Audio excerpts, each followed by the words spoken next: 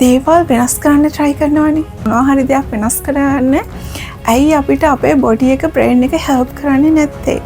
එහෙම try කරලා සාර්ථක කරගන්නේ මේ ටෙක්නික් එක දන්න අය. අද අපි කතා කරමු කොහොමද අපි දෙයක් වෙනස් කරනවා නම් වෙනස් කරන්න පුළුවන් හරිම විදිය, හොඳම විදිය, වැරදෙන්නේ නැති විදිය කියලා. ඒක ඔයාගේ බ්‍රේන් එකට ලොකු ෂොක් එකක්. එයා ෂොක් එකකට කැමති නැහැ. එයා හිතනවා ඒක අනතුරක් කියලා. ඔයාගේ ශරීරය, ඔයාගේ මනස, ඔයාගේ මොළය උදව් කරන්නේ පුරුදු දේවල් කර කර ඉන්න.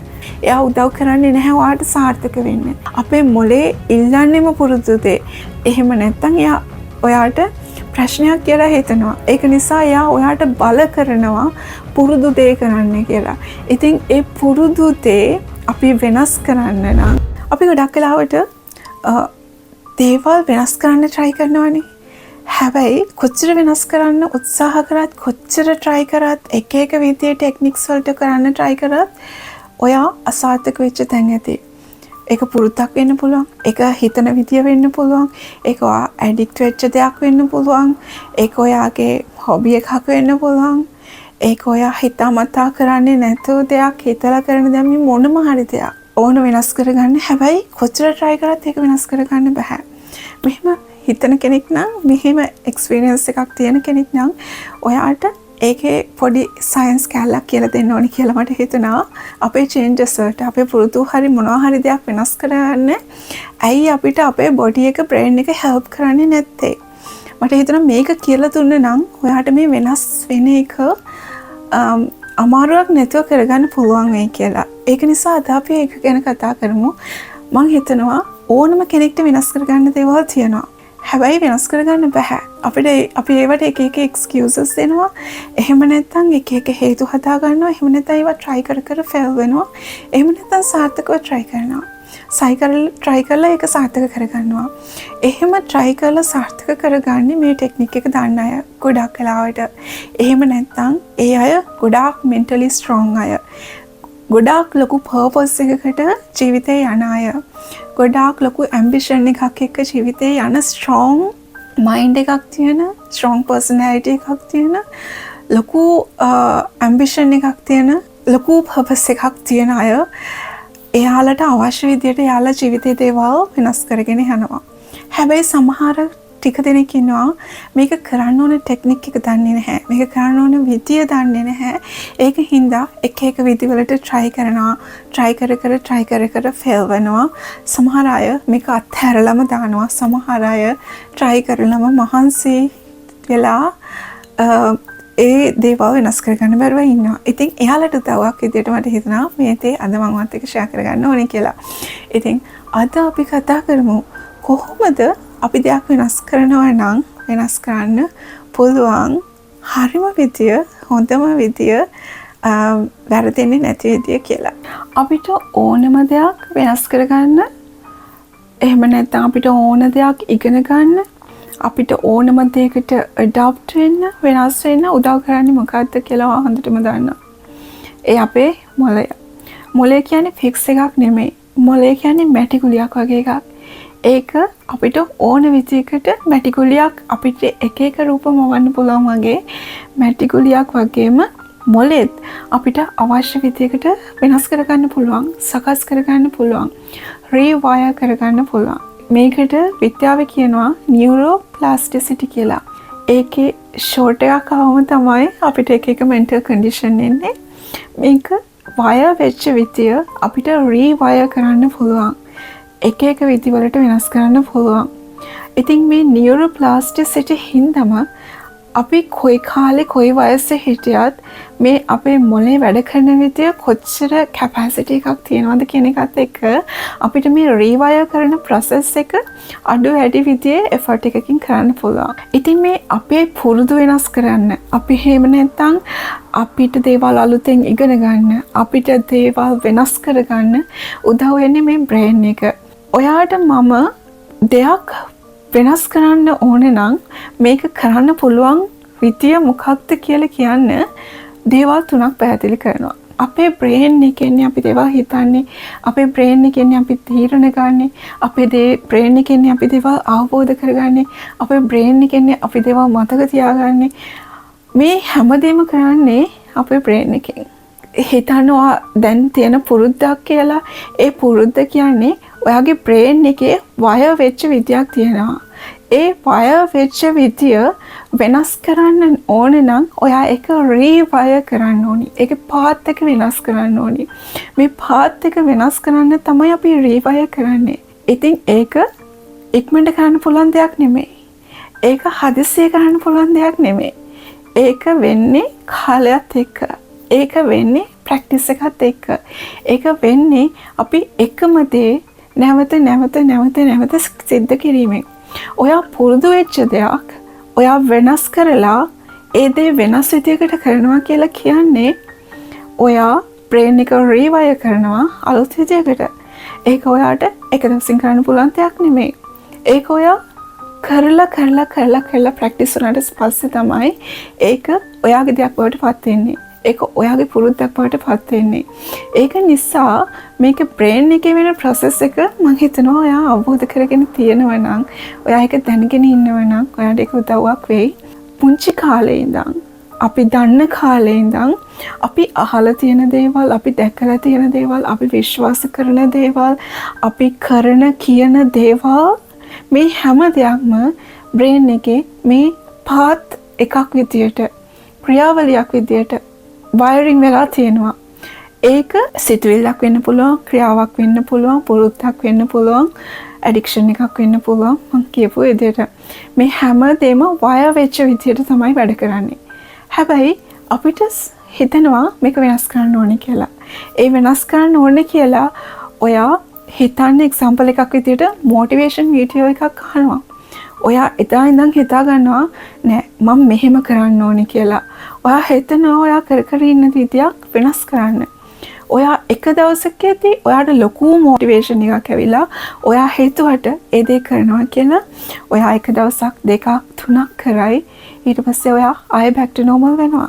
ඔයාට ඒ වෙනුවෙන් දාන්න ලොකු ශක්තියක් නැත්තම් ඔයා ආයෙ back to normal වෙනවා. ඔයාට වෙනස් කරන්න බෑ.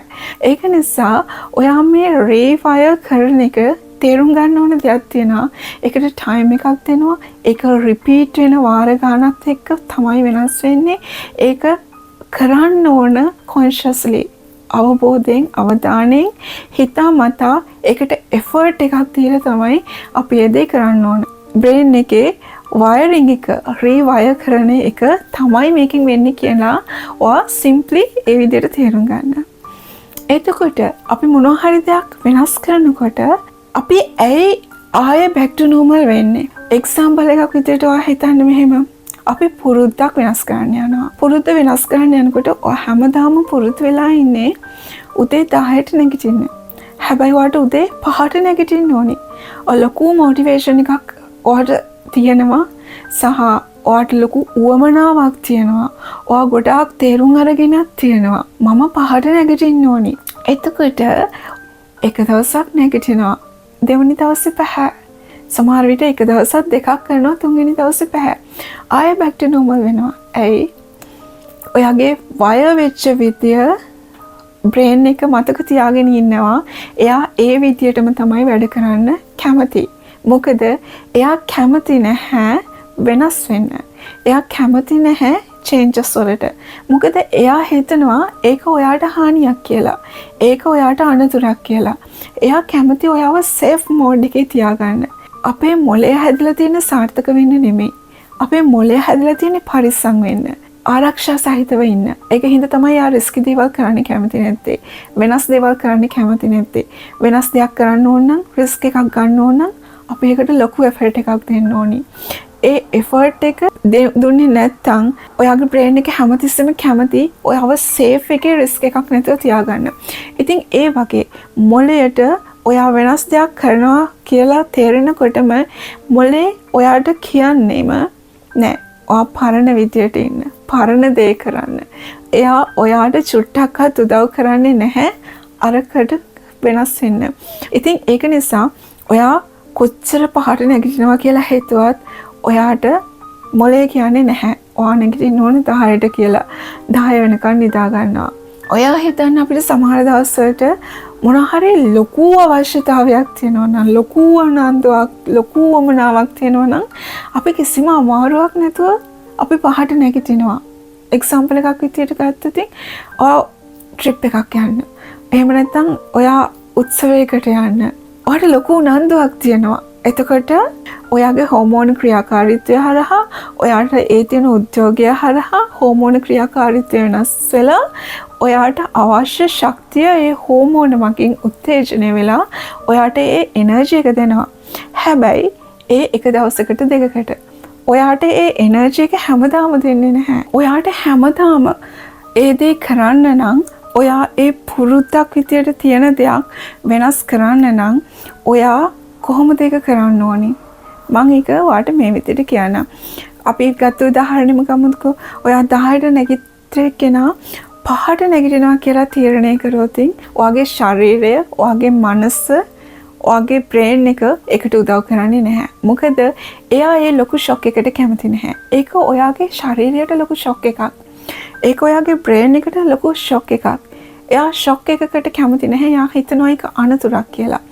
ඒක ෂොක් එකක් වෙන්නේ නැති වෙන විදියට ඔයාට චුට්ට හරිම පුංචි වෙනස්කම් වලින් ඔයාට එතෙන්ට ආවොතින් විතරයි ඔයාගේ ශරීරයට ඔයාගේ බ්‍රේන් එකට ඔයාට වතයක් නැතුව තේරෙන්නේ නැතුව එපා වෙන්නේ නැතුව ඒක කරන්න පුළුවන්.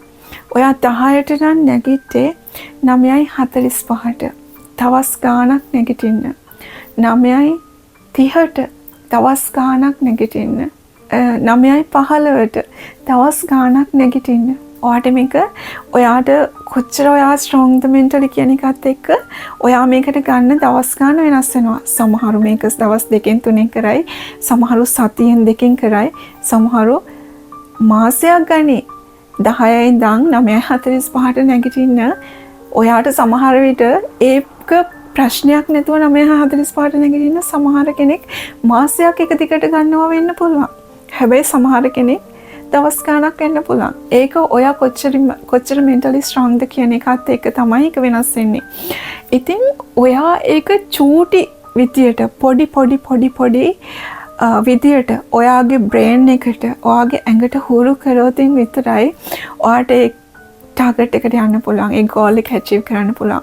ඔයාට 10ට නැගිට කෙනා 5ට නැගිටින්න පුළුවන් වෙන්න ඔයා මාස ගාණක් ගනි. එහෙම චූටි වෙනස් වීම වලින් එකම දේ රිපීට් කරන එකෙන් ඔයාගේ බ්‍රේන් එක වයර් වෙච්ච විදිය රීවයර් කරන්න පුළුවන් වෙන්නේ ඒ විදිහට. ඔයා හිතන්න ඔයා මොනවාට හරි ඇඩික්ට් වෙලා තියෙනවා. උදාහරණයක් විදිහට ගත්තොත් අපි හිතමු අපි ෆෝන් එකට ඇඩික්ට් වෙනවා. ස්ක්‍රෝල් කර උඩට පල්ලෙහාට යනවා. කාලය නාස්ති කරගන්නවා. අනවශ්‍ය දේවල් කර ඉන්නවා. මේකෙන් ගැලවෙන්න බෑ ඔයාට. ඔයා හිතනවා නෑ මම ෆෝන් එක හල්ලන්නේ නෑ. මම සෝෂල් මීඩියා යන්නේ නෑ. ඔයාට දවසක්වත් ඉන්න පුළුවන් කියලා මම හිතන්නේ නැහැ. පැය ගාණක්වත් ඉන්න පුළුවන් වේද කියලා දන්නේ නැහැ. ඔයා ඒ විදිහේ ඇඩික්ට් වෙච්ච කෙනෙක් නම් ඔයාගේ බ්‍රේන් එක වයර් වෙලා තියෙන මේ විදියට. ඔයාගේ මොලේ කියන්නේ මේ දේ කරන්න කියලා. ඔයාගේ ඇඟ ඉල්ලන්නේ මේ දේ. ඔයාගේ හෝමෝන වැඩ කරන්නේ, ඔයාගේ ශරීරය වැඩ කරන්නේ ඒ දේත් එක්ක. ඒක ඕන කියලා කියනවා. ඒක ඕන ඒක නැති වෙද්දි ඔයාට ලොකු අපහසුතාවයක් දැනෙනවා. මොකද ඔයාගේ ශරීරයට, ඔයාගේ මනසට, ඔයාගේ බ්‍රේන් එකට ඒ දේ ඕන. ඒක නිසා ඔයාට ඒකෙන් එළියට එන්න නම්, ඒ දෙයින් ගැලවෙන්න නම් ඔයා චුට්ට තමයි එතනින් එළියට එන්න ඕන. ඔයාගේ ඇඟට, ඔයාගේ මනසට, ඔයාගේ බ්‍රේන් එකට ෂොක් එකක් දෙන්නේ නැතුව, ඒක අමුතු දෙයක් කියලා දැනෙන්නේ නැති වෙන විදියට ඔයාට එතනින් එළියට එන්න ඕනේ. ඒකට මම උදාහරණයක් කියන්නම් මේ විදියට. ඔයා හිතනවා දවසේම ඇඩික්ට් වෙච්ච කෙනෙක් කියලා. ඔයා දවසේ එක පැයක් තියාගන්න. ඒ පැයට මම ෆෝන් එක අල්ලන්නේවත් නැහැ. ඔයාට පැයක් ෆෝන් එක අල්ලන්නේ නැතුව ඉන්න පුළුවන් වෙන්න ඕනේ. ඔයාට හදිසි කෝල් එකක් ගන්න, හදිසි කෝල් එකකට ආන්සර් කරන්න විතරක් ෆෝන් එක අරගෙන ආයෙත් යන්න පුළුවන් වෙන්න ඕනේ. දවසකට පැයක් ෆෝන් එක අල්ලන්න බැරුව ඉන්න තරම් ඔයා ඇඩික්ට් වෙච්ච කෙනෙක් නම් ඔයා එකට ඔළුව හදාගෙන ඒ මනස හදාගන්න එක අනිවාර්යයෙන්ම කරන්න වෙනවා. පැයකුත් බැරි නම් පැය භාගයකට තියන්න. මම මේ පැය භාගෙ මේ දවසේ මේ පැය භාගෙ මම එක කරන්නේ. ඒකත් ඔයා දවසේ එක වෙලාවක් තියාගන්න. එක වෙලාවට තියාගත්තොත් ඒක වෙන්නේ නැහැ. ඔයා හිතනවා උදේ මම ඒක දවල්ට කරනවා, මම ඒක හවසට කරනවා, මම ඒක රැට කරනවා. දවසෙම වෙන්නේ හරි වෙලාවක්. උදේ 9 ඉඳන් 10 වෙනකම් මම ෆෝන් එක අල්ලන්නේ නැහැ. ඊට පස්සේ ඒක චුට්ට වැඩි කරනවා. 9 ඉඳන් 10 වෙනකම් ෆෝන් එක අල්ලන්නේ නැතුව සති ගාණක් ඉන්න. ඊට පස්සේ ඒක චුට්ට වැඩි කරන්න. 9 ඉඳන් 11 වෙනකම් ෆෝන් එක අල්ලන්නේ නැහැ කියලා ඊට පස්සේ සති ගාණකට පස්සේ ඔයා ආයෙ ප්‍රැක්ටිස් කරන්න. 9 ඉඳන් 10 වෙනකම් අල්ලන්නේ කියන එක ඔයාට එෆර්ට් එකක් නැතුව කරන්න පුළුවන් වෙද්දි ඔයා ඊළඟ පියවරට යන්න ඕනේ. 9 ඉඳන් 11 වෙනකම් අල්ලන්නේ. ඒක ප්‍රශ්නයක් නැතුව 9 ඉඳන් 11 වෙනකම් කිසිම ප්‍රශ්නයක් නැතුව අල්ලන්නේ නැතුව ඉන්නවා. එතකොට ඔයා ඊළඟ ස්ටෙප් එකට යන්න ඕනේ. ඒක කරලා මම 9 ඉඳන් 10 වෙනකම් අල්ලන්නේ නැතුව ඉන්නවනේ කියලා ඔයා සතුටෙන් ඉන්න එපා. ඒක නෙමෙයි ඔයාගේ ගෝල් එක. ෆෝන් එක දවසට විනාඩි කීයක්ද සෝෂල් මීඩියා වල ඉන්නේ කියන එක ඔයා තීරණය කරන්න ඕන එකක්. ඔයාගේ වැඩත් එක්ක, ඔයා කරන දේවල් එක්ක, ඔයාට තියෙන යුතුයකම් වගකීම් එක්ක, ඔයාගේ රැකියාව එක්ක මම සෝෂල් මීඩියා වල ඉන්න ඕනද නැද්ද? සෝෂල් මීඩියා වල ඉන්න ඕන දවසට විනාඩි කීයක්ද? ඒ විනාඩි ගානට එනකන් ඔයා අර විදියට ඒක ඔයාගේ බ්‍රේන් එක රීවයර් කරන්න ඕනි. ඔයා මතක තියාගන්න ඕනේ හැමතිස්සෙම මොකද්ද ඔයාගේ ගෝල් එක කියලා. මොකද්ද ඔයාගේ ටාගට් එක කියලා. ඉතින් ඒක නිසා මම ඔයාලට දැන් කියලා දුන්නේ ඔයාගේ බ්‍රේන් එක වයර් වෙච්ච එක රීවයර් කරන්න ඕන කොයි විදියටද කියලා. මේක ඔයාලා ගොඩාක් අහලා ඇති 1% මෙතඩ් එකක් විදියට. යුරෝපීය රටවල් වල, බටහිර රටවල් වල මනෝවිද්‍යාව තුළ මේක සාර්ථක ක්‍රමයක් විදියට ක්‍රියාත්මක කරනවා. ලොකු ස්ටෙප් වලට යන්න එපා. ලොකු වෙනස්කම් වලට යන්න එපා. ලොකු දේවල් කරන්න යන්න එපා. 100ට එකක් වෙනස් කරන්න. ඒ 100ට වෙනස් කරන 100ට එක කන්සිස්ටන්ට්ලි කරන්න. දිගටම කරන්න උත්සාහ කරන්න. උදාහරණයක් විදිහට ගත්තොත් ඔයා පුරුදු කරන්නේ දවසට එක පැයක් මේක කරනවා කියලා නම් ඒක හරි චූටි වෙනසක් වෙන්න පුළුවන්. ඔයාට හිතෙයි මේ චූටි වෙනස කරාම මගේ ජීවිතේ කිසිම වෙනසක් වෙන්නේ නැහැ නේ කියලා. හැබැයි ඒ චූටි වෙනස ඔයා දීර්ඝ කාලයක් තිස්සේ කරන එකෙන් ඔයා එක ලොකු වෙනසකට මඟ පාද ගන්නවා. 100ට එකක් එක දවසක් නෙමෙයි. 100ට එකක් සතියක් නෙමෙයි. 100ට එකක් මාසයක් නෙමෙයි. මේ 100ට එක කියන එක ඔයාට ඒක පුරුද්දක් බවට පත් වෙනකම්. එහෙම නැත්නම් ඔයාගේ ඇඩික්ෂන් එකෙන් ඔයා අයින් වෙනකම්.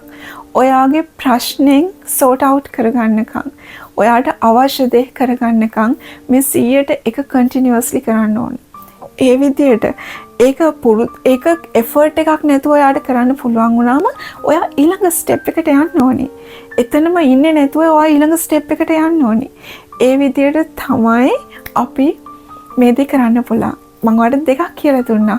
අපි ෂොක් එකක් නැතුව බ්‍රේන් එකට ඒ දේ පුරුදු කරන්නේ කොහොමද? ඒ දේ පුරුදු කරන්න 100ට එකක් පාවිච්චි කරන්නේ කොහොමද? ඒක continuously consistently අපි අනිවාර්යෙන් ඒක continue කරන්න ඕනේ. continuity එක නැත්තම් අපිට ඒ දේ කරන්න බෑ.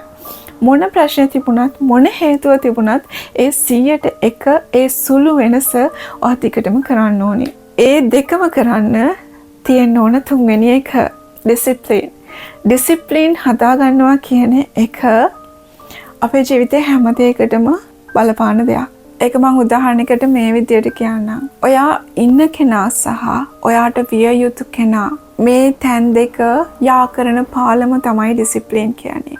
ඔයා අද ඉන්න තැන සහ ඔයා යා යුතු තැන මේ දෙක යා කරන තැන තමයි ඩිසිප්ලින් කියලා කියන්නේ. ඩිසිප්ලින් කියලා කියන්නේ කල යුතු දේ කැමති වුණත් නැති වුණත් පුළුවන් වුණත් බැරි වුණත් මොන ප්‍රශ්න තිබුණත් මොන හේතුව තිබුණත් excuses දෙන්නේ නැතුව හේතු කියන්නේ නැතුව අනිවාර්යෙන් කරන එකට. ඒ කරන්න ඔයා mentally strong වෙන එකට. discipline කියන්නේ ඒක. හැම විදියකටම discipline අපිට තියෙන්න ඕනේ. අපිට physical discipline, mentally, emotionally, financially, spiritually මේ හැම විදියකටම discipline තියෙන්න ඕනේ. ඒක ගැන වීඩියෝ එකක් මම ඊළඟට ආයෙ දවසක කරන්න. ඉතින් මේ discipline හදාගන්න එක තමයි තුන්වෙනි එක. මම ඔයාලට ඒක පැහැදිලි කරන්නම් අර උදාහරණයෙන්ම. ඔයා 10ට නැගිටින එක්කෙනා 9:45ට නැගිටිනවා කියලා හිතුවනම් හැමදාම 9:45ට පුළුවන්ද, බැරිද, කැමතිද නැද්ද, මොකද්ද හේතු, බඩ රිදෙනවා, ඔළුව රිදෙනවා, ඒ කිසි දෙයක් අදාළ නැහැ. 9:45ට නැගිටින්න ඕනේ. ඒක කිසිම ප්‍රශ්නයක් නැතුව, එෆර්ට් එකක් නැතුව 9:45ට නැගිටින්න පුළුවන් වෙනකන් නැගිටින්න ඔයාට ඩිසිප්ලින් තියෙන්න ඕනේ. ගොඩාක් දේවල් වලට ඒ ඩිසිප්ලින් එක අපිට තියෙනවා නම් අපි යන ගමන යන්න ඕන තැනට යන එක වළක්වන්න බෑ. ඒ වළක්වන්න පුළුවන් අපේ වැරදි ඩිසිෂන්ස් වලට විතරයි. ඔයා ඒක හින්දා ඔයාගේ ඩිසිප්ලින් හදාගන්න පුළුවන් කෙනෙක් නම් ඔයාට ඒ දේ අනිවාර්යෙන් කරන්න පුළුවන්.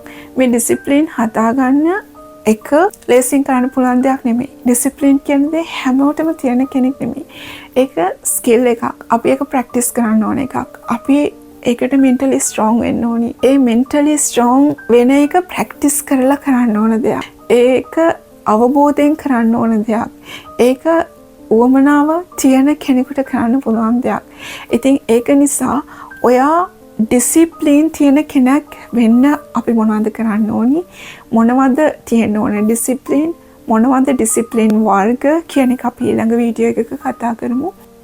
අද මම කියපු අපි දෙයක් වෙනස් කරගන්න මොනවද අපි කරන්න ඕනි, කොහොමද ඒක කරන්න ඕනි, ඇයි අපිට පුරුද්දක් වෙනස් කරගන්න අමාරු, පුරුද්ද වෙනස් කරගන්න නම් අපි අපේ බොඩි එකට, අපි අපේ මයින්ඩ් එකට, අපි අපේ බ්‍රේන් එකට ෂොක් එකක් දෙන්නේ නැතුව කොහොමද ඒ පුරුද්දක් ඇති කරගන්නේ හෝ අනවශ්‍ය දෙයක් නැති කරගන්නේ හෝ අවශ්‍ය විදිය වෙනස්කමක් ඇති කරගන්නේ කියන එක ඔයාට අයිඩියා එකක් ලැබෙන්නේ නැති කියලා මම හිතනවා.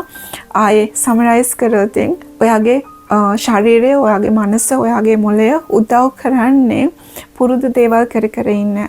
රිස්ක් නැති සේෆ් දේවල් කර කර ඉන්න. එයා උදව් කරන්නේ නැහැ ඔයාට සාර්ථක වෙන්න. එයා උදව් කරන්නේ ඔයා පරිස්සමෙන් ඉන්න. පාඩුවේ පරිස්සමට ඉන්නවනම් ඔයාගේ ශරීරය, ඔයාගේ මනස, ඔයාගේ බ්‍රේන් එක එයාට ඕනේ ඒ දේ. ඉතින් අපි සාර්ථක වෙන්න නම් අපි ඒකට එෆර්ට් එකක් දෙන්න ඕනේ. අපි ඒකට එක්ස්ට්‍රා එෆර්ට් එකක් දෙන්න ඕනේ. ඒකට ඩිසිප්ලින් හදා ගන්න ඕනේ. අපේ බොඩි එකට ෂොක් එකක් දරා ගන්න බෑ. එයා හැමතිස්සෙම කියනවා පුරුදු දේ කරන්න කියලා. අපි වෙනස් දෙයක් කරන්න හදනකොටම එයා අපිට හැමතිස්සෙම කියන්නේ පුරුදු දේ කරන්න කියලා. අපේ මොලේ ඉල්ලන්නේම පුරුදු දේ. ඔයා පැණි රස කන්න පුරුදු වෙලා තිබ්බනම් එයා කියන්නේම පැණි රස කන්න කියලා. එයා වැරදි පුරුද්දක් තිබ්බනම් එයා කියන්නේම ඒක හොඳද නැද්ද කියන එක වැඩක් නෑ එයාට. එයා කියන්නේ පුරුදු දේ කරන්න කියලා. එයා කියන්නේ පුරුදු දේ ඕන කියලා. එහෙම නැත්නම් එයා ඔයාට ප්‍රශ්නයක් කියලා හිතනවා. ඒක නිසා එයා ඔයාට බල කරනවා පුරුදු දේ කරන්න කියලා. ඉතින් ඒ පුරුදු දේ අපි වෙනස් කරන්න නම් අපි එකම දේ නැවත කළ යුතුයි. නැවත කරලා අර බ්‍රේන් එකේ වයර් වෙච්ච එක රීවයර් කරාට පස්සේ තමයි ඒක අපේ දෙයක් බවට පත් වෙන්නේ. අපේ පුරුද්දක් බවට පත් වෙන්නේ. ඒ රීවයර් වෙනකන් අපි එකම දේ නැවත කළ යුතුයි. ඒකින්ද තමයි අපි රූටින් එකකට පුරුදු වෙන්නේ. ඒකින්ද තමයි අපි වෙලාවකට පුරුදු වෙන්නේ. මොකද උදාහරණයක් විදිහට ගත්තොත් ඔයා එලාම් එක තියලා 6:00ට දවස් 2-3ක් යනකොට ඔයාට එලාම් එක ඕනේ නැහැ. ඔයා නිකම්ම හැරෙනවා. ඔයාගේ බ්‍රේන් එක ඒ වෙලාවට නැගිටින්න රීවයර් වෙලා තියෙන්නේ. ඒ රීවයර් වෙනකම් විතරයි ඔයාට එලාම් එකක් ඕනේ. රීවයර් වෙනකම් විතරයි ඔයාට මොටිවේෂන් එකක් ඕනේ. ඔයා මොටිවේෂන් එක ඒ අවශ්‍ය කාලෙදි තියාගත්තොත් ඔයාගේ ඩිසිප්ලින් විසින් ඔයාව ඉස්සරහට ගෙනියනවා. ඔයාව යන්න ඕන තැනට ගෙනියනවා. ඒක නිසා ඔයාව සාර්ථක කරන්නේ ඔයාව ඉස්සරහට ගෙනියන්නේ මොටිවේෂන් එකක් නෙමෙයි. ඔයාගේ ඩිසිප්ලින්. ඔයා හදා ගන්න ඕනි ඩිසිප්ලින්. මොටිවේෂන් එකක් අවශ්‍යයි අපිට ඒ උත්තේජනය ගන්න. අපිට ඒ උද්‍යෝගය ලබා ගන්න. මොටිවේෂන් එකක් තිබුණොත් විතරයි මම මේක කරන්න ඕනි. මට මේක වෙන්න ඕනි. මට මේ දේ ඕනි කියලා හිතෙන්නේ. ඒ උද්‍යෝගය ආපු වෙලාවට ඒ දේ පටන් අරගෙන ඩිසිප්ලින් තියාගන්න ඔයාගේ අවශ්‍ය ගමන යන්න, අවශ්‍ය දේ කරගන්න. ඒක නිසා පුංචි ස්ටෙප්ස් ගන්න. ලොකු දේවල් කරන්න යන්න එපා. ඒ ලොකු දේවල් වගේ ශරීරයට දරා ගන්න බෑ. ඇඟට ෂොක් එකක් දෙන්න එපා. මනසට ෂොක් එකක් දෙන්න එපා. බ්‍රේන් එකට ෂොක් එකක් දෙන්න බෑ. එපා. එයා ආයෙ ඔයාව back to normal කරනවා. ඔයා කොච්චර පුෂ් කරත් එයා ඔයාට වැඩිය ගොඩාක් ශක්තිමත් කෙනෙක්.